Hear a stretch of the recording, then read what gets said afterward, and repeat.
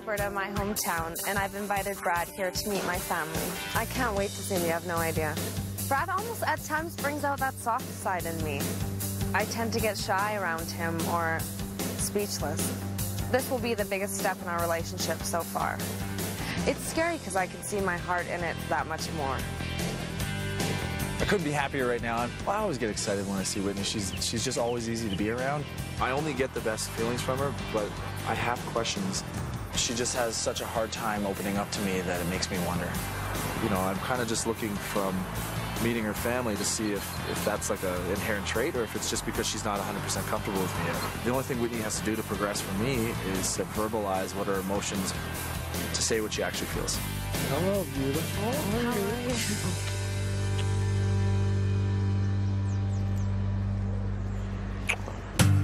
you? Welcome to Calgary. You look great. You look amazing. I haven't even looked, but... I am planning the best date for me and Brad. Something exhilarating, something fun, and something that I've never done before. And I don't think Brad's done either. God, I'm already terrified. Don't.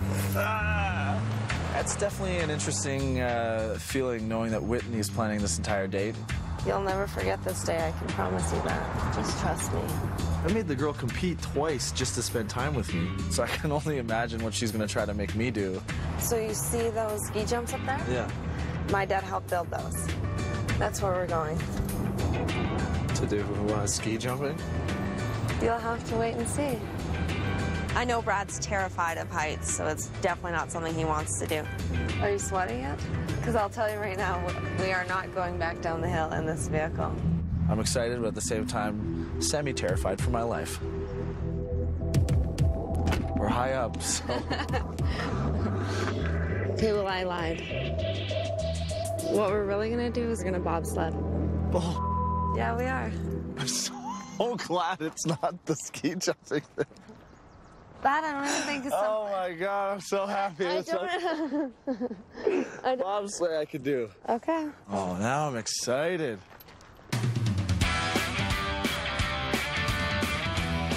Hi, Chris, how are you? Good, thank you. Nice to see you again. You too? Chris, this is Brad. Brad, nice to meet you. Brad. Nice to meet you. Good, thank you. He's the National Olympic bobsled pilot. Oh, that's amazing. Brad, I hope you're not afraid of speed. I'm excited. I really am. We're going to get going about 100 kilometers an hour today. But for right now, I don't think you're dressed appropriately. Okay. So I'm going to get you to put on one of our speed suits. This one's for you. Thank you. And I'm going to give you a little time to get dressed, and we're going to get back out here and get going. Amazing. Thanks so much. Thank you. Thanks, Chris. Yes. I think it'll look great on Brad. It'll be tight, though, so his bum will be really cute in it. I like it, man. You're looking sharp, you know? Yeah, I feel very free. I can only imagine that this was Whitney's plan to get me into the most lycra that any man could ever be found in. This is called payback, I think. This thing leaves nothing to the imagination. At least it's flattering. Do you guys have any last questions here? No. I think that's it. Very well. Right on. Hold outside.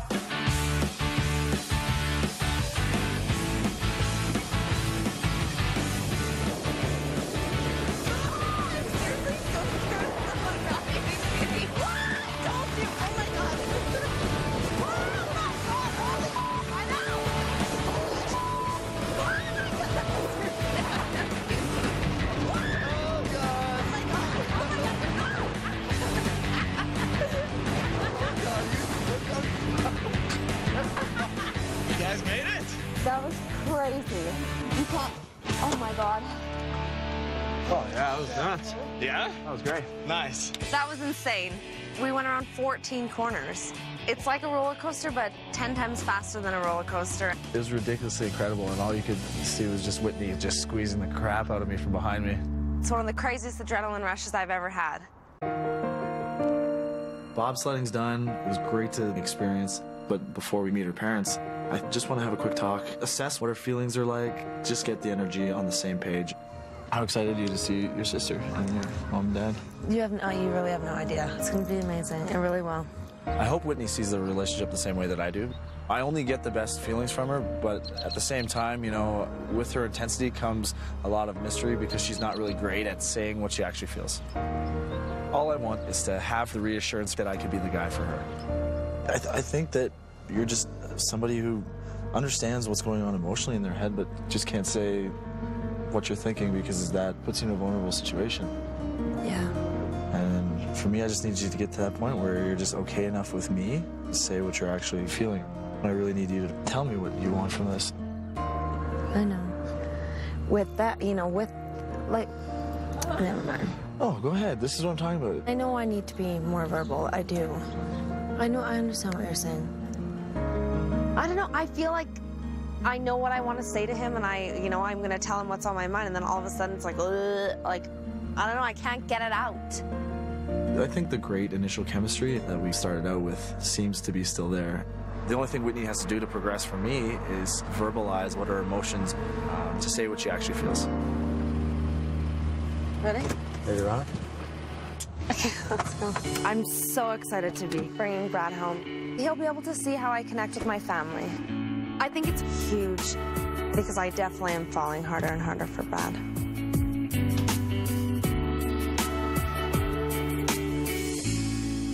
Oh my gosh.